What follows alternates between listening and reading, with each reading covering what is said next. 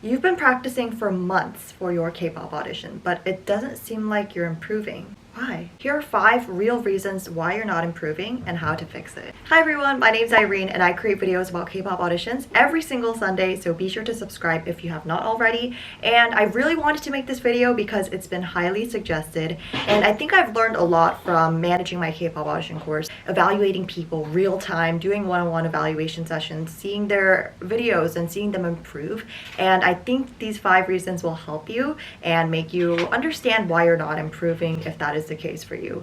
Even if you think you are gradually improving but that progress isn't fast enough for you, I still think this video can help. Let's get straight into the first reason. I think this one is applicable for anything that you do, whether it's math problems or K-pop auditions.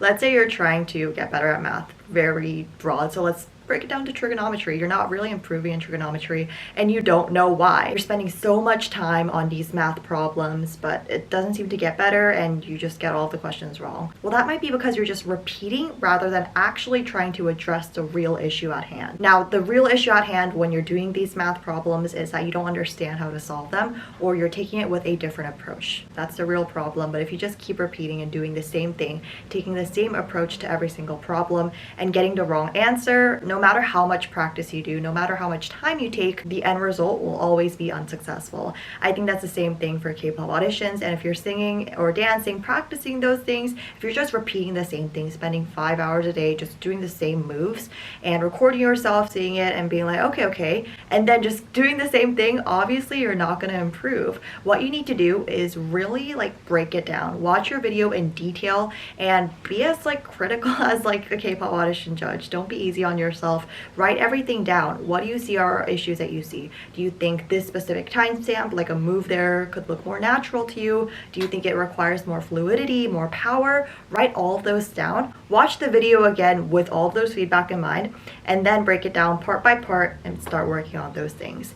After you learn the choreography, that really is not the end of learning, because you continuously want to review your video and learn more things, basically. It's really tedious, I know, but that's really the method to improving anything, and that's not just vocals or dance. Number 2 kind of relates to what I just talked about before, but it's not having clear goals. You don't really know what kind of feedback to improve on. You look at your video and you think it's good enough, but you're not getting any responses from judges or companies.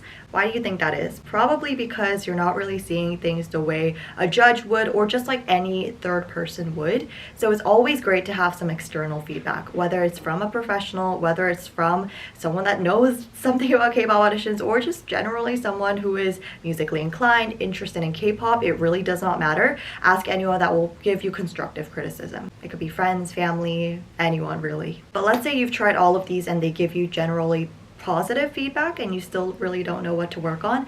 I prepared a list of 5 things that a lot of people do commonly make. I think this is really helpful because when I'm evaluating my K-pop audition course members, I see this very prominently, especially with the beginner members that have just started with the course and I haven't really provided any feedback to them. So the first one is the lack of stage presence. I think stage presence and facial expressions are just the bare minimum when it comes to submitting a K-pop audition.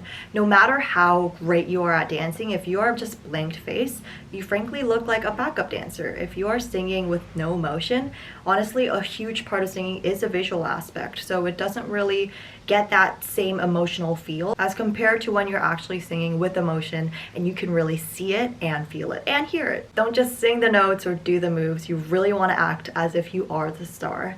And this is where star quality comes to play. What the judges are really assessing is your potential, and what your potential is made up is your star quality. Even if you're not perfect in vocals or dance, what really does matter is if you're able to connect with the judges through the video or in the audition setting, whatever that may be, and seeing what can really hook the judges.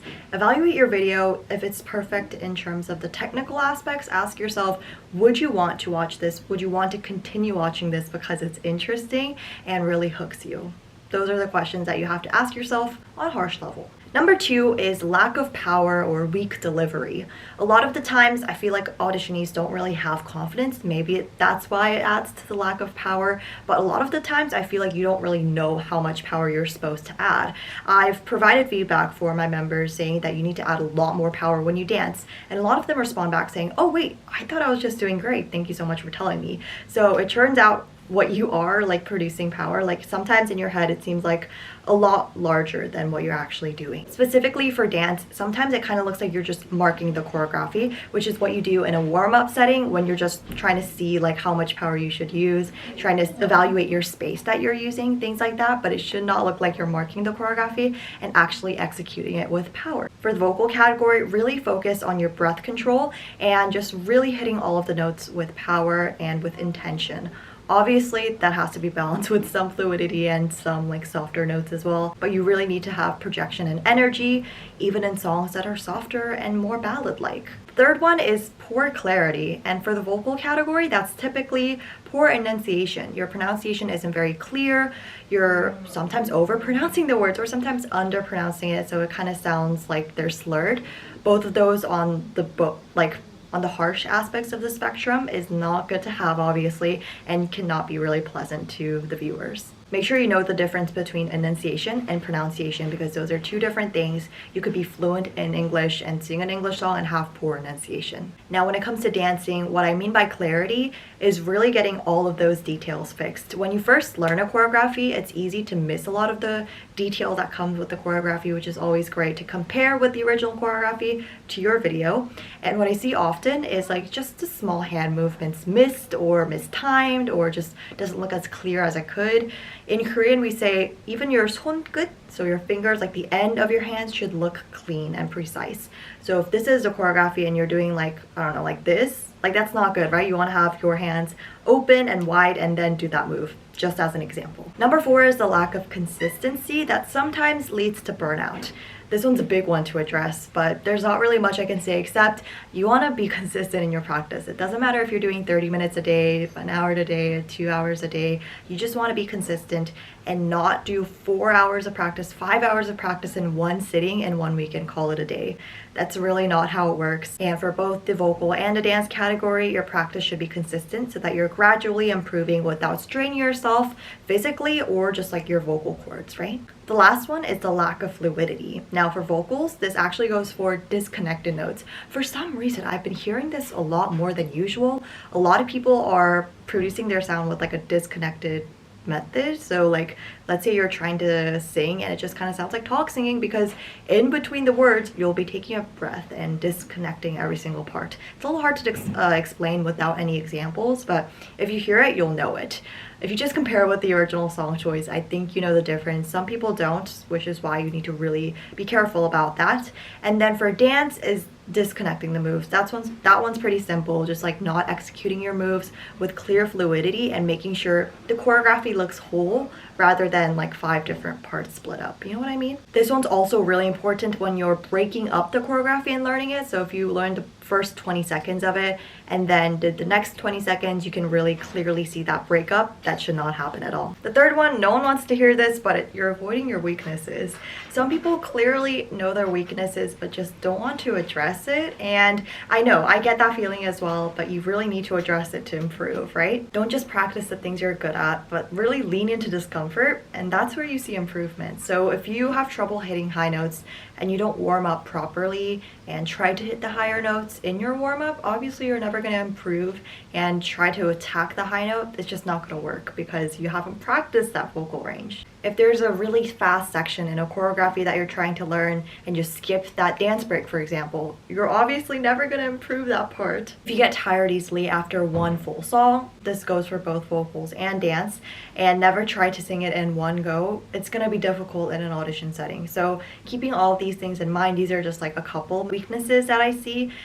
It can be different for you. You can have other weaknesses that I didn't mention here, but you need to address these to really improve, even if it's quite uncomfortable. Number 4, I've been talking about this kind of throughout the video, and I always mention this when I'm talking about videos about improving, but that is reflecting on your video, specifically comparing it with the original song choice to your video.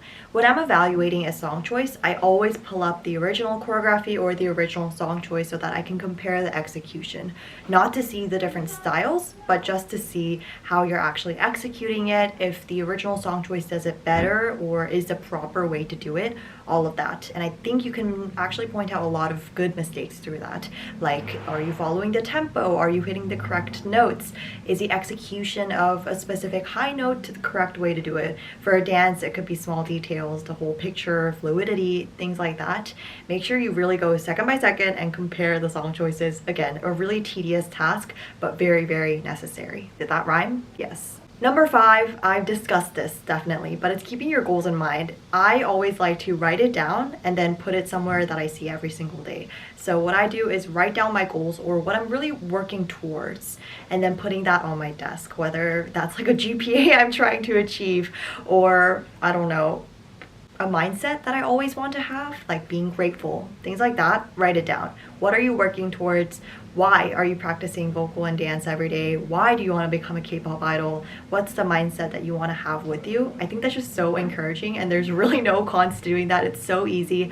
I think if you have your goals in check, it should be so easy to write these down and then put it on a sticky note, write it, make it pretty, I don't know, and then attach it to your wall or somewhere that you see every day, if it's your phone lock screen, something like that. So I hope